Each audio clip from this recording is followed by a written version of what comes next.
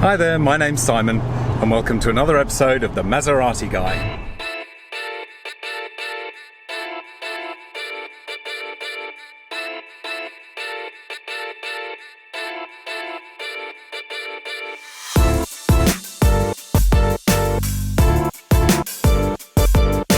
Today we're in the SL500 and I'm going to give you a quick tour around the outside and a tour around the inside, just pointing out some of the really cool features, quirks and features, and also I'm going to tell you a few of the things that need work, and because there are a few things that will need a bit of attention.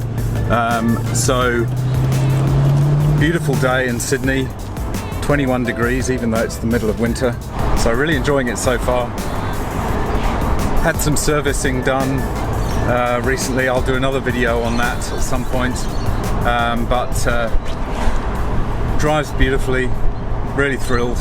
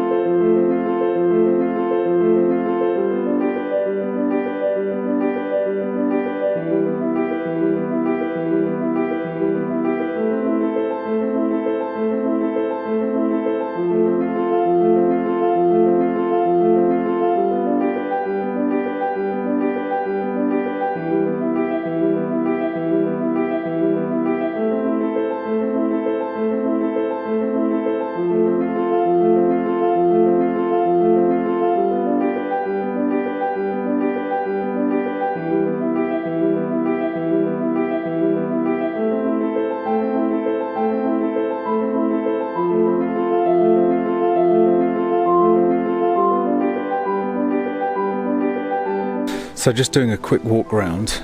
The car's actually in really good condition. The paintwork is really top class. It's clearly been garaged. The headlights are clear, no kind of fading or yellowing of the plastic there. First thing that needs fixing is the headlight washer jets there. They were blocked, I think, from lack of use, and they need to be replaced, so that's on the list. Both sides, a few little scratches just here and there. It's to be expected. I can get those touched up at some point. The AMG wheels are obviously looking really smart on this car. Shows off the impressive brake calipers there.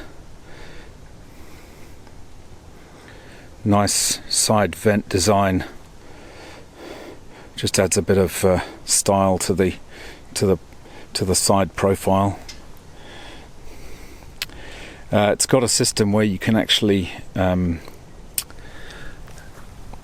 convenience lock the roof, convenience shut the roof. Haven't tried this, but let's try it now. If you point the key at the door handle point there and just press and hold the lock, and it is working, as you can see.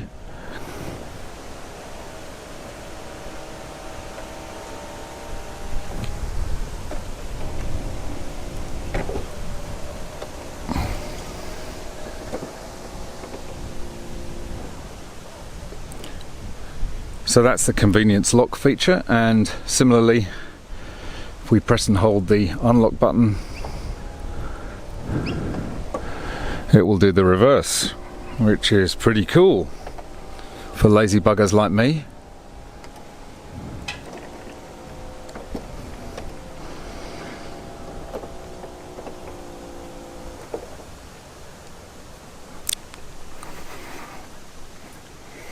Just walking around, continuing to walk around. This little antenna has a bit of a crack here, but I'm going to be able to fix that quite easily. It's just on the exterior of that antenna. It actually just screws on. The interior screw is perfectly fine. It's just the exterior plastic that needs to be fixed. Love the rear look here. Great look. Hope you like my bumper stickers too, which I've just had printed. Just to advertise the brand.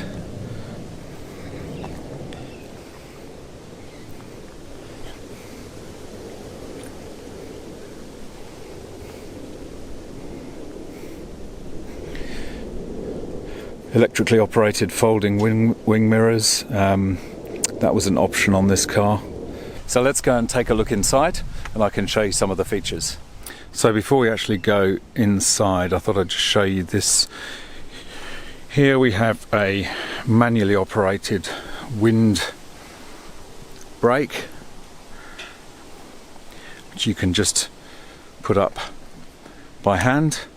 Also, when we get to the center console, there's a switch down here which allows you to raise and lower the roll bar automatically. This is obviously a safety feature, so that will automatically pop up in the event of an accident or a rollover, but you can choose to put it up manually if you so wish. Personally, I think it looks better with it down, smoother lines. And also, while we're back here, if we just push this button here, the seat will electrically retract into the front to give you access to storage compartment here, which has got fuses in. They haven't put the cover back quite right, like that. That's a storage compartment. This thing here is actually a luggage restraint, so you can basically put your suitcases in the back here and strap them down into a point at the bottom there, just to keep your luggage safe. And then when you're finished, you just locate that back in there. So nice little feature there. Enough room for small weekend bags. Got the CD changer in there, with two separate cartridges. You can put 12 CDs in there total. While we're around the back here, I'll just show you the boot. So the boot opens up, and obviously when you've got the roof down, just zoom out a bit. When you've got the roof down, it's quite obviously taken up with the roof, but you do have this nice feature here, this little button here, which if you press it, moves the roof out of the way, and then you can lift up the luggage divider, and you can actually get to most of the boot space under the luggage divider, which is a nice little feature. Under here we've got the mat, which seems to have had something spilled on it, some bleach or something, so that's one of the things I want to get replaced, just for cosmetic reasons. Under here we've got the battery, space saver, spare wheel.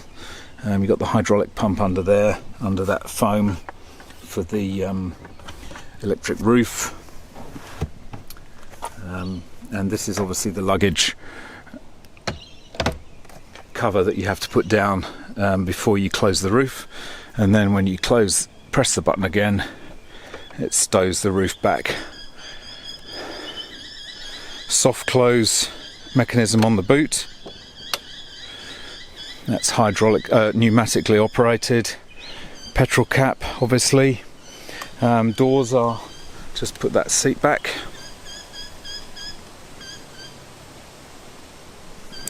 Doors are very nicely trimmed, as you can see. It's beautiful blue leather, kind of greyish blue leather, with this beautiful dark ash wood inlay, which makes a very nice contrast, or make a point of difference from the standard kind of walnut look, which is nice, but it does get a bit,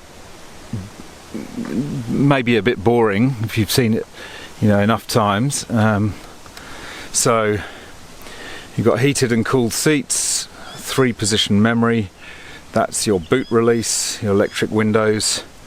You've got a little storage compartment here which kind of opens up and out. Sort of typical Mercedes, over-engineered everything. Nice SL design kick plates there on the sills. All the stickers here. Looks like a recall at some point was done there, and that's what that little label is there. So into the cockpit. I just started up.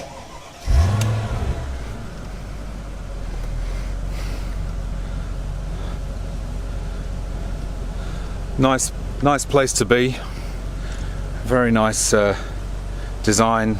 Obviously quite different from the CL, much more sporty. We have steering wheel with controls for the menu system on the dashboard here. So sorry about the sun.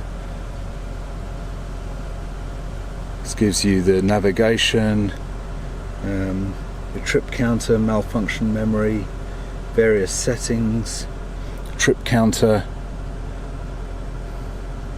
telephone, and you've got your controls for taking and ending calls, volume control here, your multi-position switch for lights, headlamp washers. This is the park brake release. All of these Mercedes have got a foot operated park brake under there, which you push down and release with that clip there. Got your vents here. This is interesting because these vent controls, actually, this one controls the very far right, this one controls the very far left, this one controls the middle two. They're actually all electric, so there must be some electrical connection between these and the actual valves, baffles in the ventilation outlets, which is again crazy over engineering. You've got your lock and unlock button here, a bit sticky from the sun, clock up there, and also your park sensors for the front. Moving down, we have our command radio system. It's actually got a CD player, navigation. It's also got a TV, which I couldn't get to work. So, not that I'll be watching much TV. But we've got radio, CD player.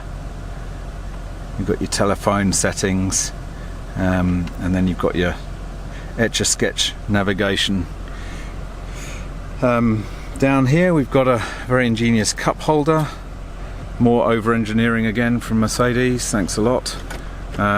Just one, not that one. For some reason that one isn't a cup holder, that's just a blank plate. I don't know, you tell me. Now we've got our climate control here. Again, this is vastly over-engineered. If you push the button in, it says auto. If you release it, it comes up with a whole different display that you can change where the airflow goes. Push it in, it goes to auto. Same here with the fan control. You can do it manually or push in for auto. Here we have our automatic transmission, which is a 7-speed, an improvement on the 5-speed on the CL, which is good. Have park sensors off here, comfort and sport mode, traction control on and off. You can also put it into a manual mode here. It doesn't have any paddles, but it has manual mode moving. You move the knob left and right. Down further here we have the left and right mirror controls. You have your ABC raising, so you can raise it up in 2 steps, 1 and 2, and then down again. These two are options on this car. This is the alarm system, so you can switch off the interior motion detectors with this button, and you can switch off the tow-away protection with this button. This folds in your wing mirrors, and this is a setting for the ABC Sport, a sport setting for the ABC suspension. This is your control for the roof. Lift up and pull back to retract the roof, and push down to put the roof back up again. Just going back to this alarm thing, that's one of the things that is actually broken. The alarm sounder, I'm sure it was working when I first picked up the car, but it doesn't seem to be working now, so it might have just been disconnected during the service. Here we have the center console. This is another thing that needs a bit of work. We've got a broken catch on here, which I understand is quite common, just there, which means that this is a two-part center console. In fact, there's a second bit which, if you push that button in somehow like that and lift that up, you get the second part of it, but that's not working, so that needs to be fixed. Final thing that also needs to be fixed is down here. We have our multi-contour seats. It has shoulder bolsters and also lumbar support, which can be moved up or down, and this is a side bolster adjustment, which moves the side bolsters in or out so you can be gripped tighter, and you've got a pulse massage system. Neither of that works on either seat, and I believe it's an issue with the pneumatic air supply, which I think may have been interrupted somewhere, pipe broken or something, so that's something I'm going to look at as well. So I hope you've enjoyed that little tour around the SL500 and all the exterior and interior features. I'm really enjoying driving the car. It's a lot of fun. On a day like this, when the sun's shining and it's warm, it is absolutely beautiful, very refined. It's kind of like the CL500 in terms of quality, but it's just got that sporty edge, a lot smaller of course, a lot more fun to drive. So really thrilled with the purchase. I've got some videos coming up about the work that I've had done post-purchase. There's a couple of mainly trivial stuff, but a few more significant things that need to be done. Half of the servicing has now been done, so that's great, but I will do a video on that shortly to explain and go into more detail on all the issues that had to be addressed fairly quickly after purchase. So thank you very much for watching. I hope you've enjoyed this video. If you have, don't forget to hit that like button. Don't forget to think about subscribing and click the notification bell to make sure you don't miss any further Maserati Guy videos. You can follow me on Instagram at Maserati Guy 2017, and I look forward to seeing you in the next video.